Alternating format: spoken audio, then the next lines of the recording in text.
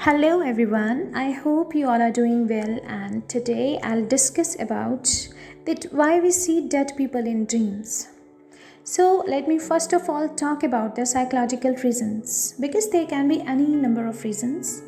So, first are psychological reasons. The death of a particular person was sudden or has given you profound shock.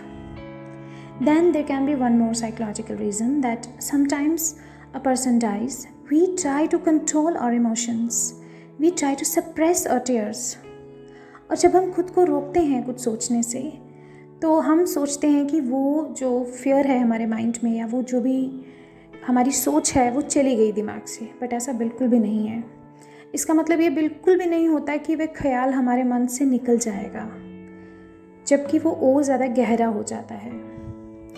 It gets permanently settled in our brains and it is expressed through our actions and reflected in dreams somehow. So हमें जब भी रोना आ रहा है तो हमें रो लेना चाहिए because there is nothing shameful about crying and expressing emotions. तो ये थी psychological reasons. Then आ गए हमारे astrological reasons. कुछ astrological reasons भी होते हैं जिसकी वजह से हमें जो मृतक लोग हैं वो सपने में दिखते हैं।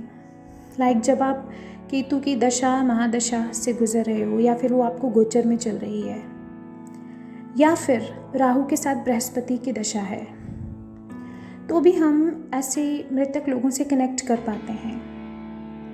Then we come in contact with evil or good spirits through our dreams because Ketu is itself a ghost in astrology and Rahu के साथ जब बृहस्पति का मिलन होता है तो वो गुरु चांडाल योग बनता है, जिसकी वजह से लोगों को अपने पितृ दिखाई देना और कोई भी आत्माओं से रूहों से कनेक्शन होना, सपने में उनसे बात करना, ये बहुत आम बात है।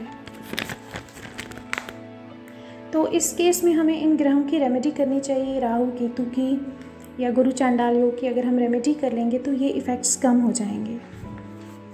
Then finally there is a spiritual reason behind it.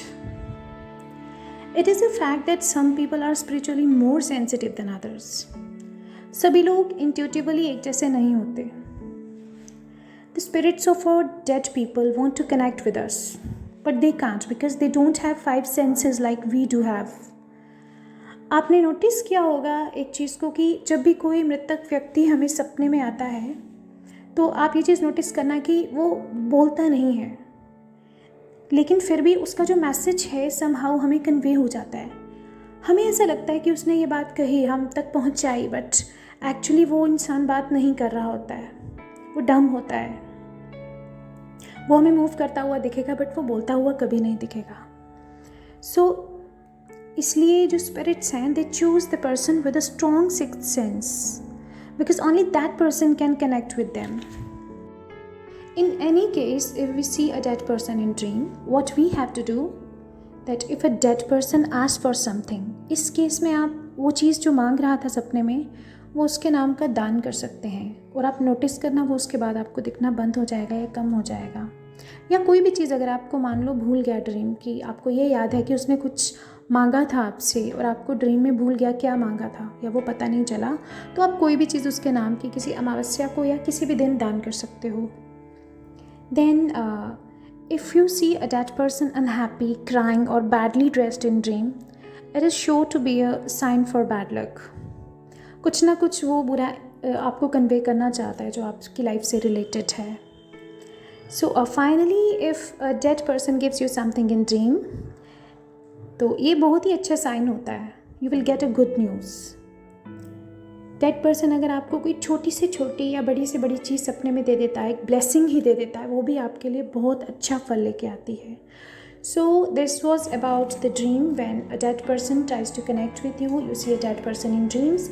I hope it was informative. If you like it please share it and subscribe the channel those who have not subscribed. Thanks for watching.